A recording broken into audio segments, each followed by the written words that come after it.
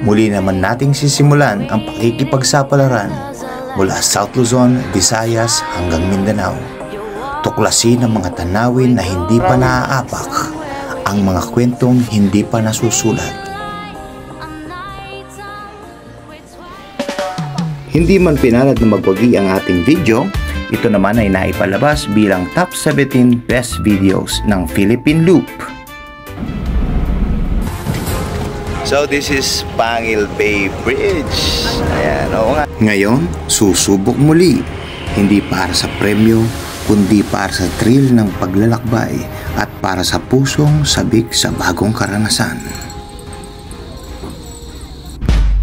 Kaya samahan niyo akong muli para sa mga new episodes, new adventures ng paglibot natin sa buong Pilipinas.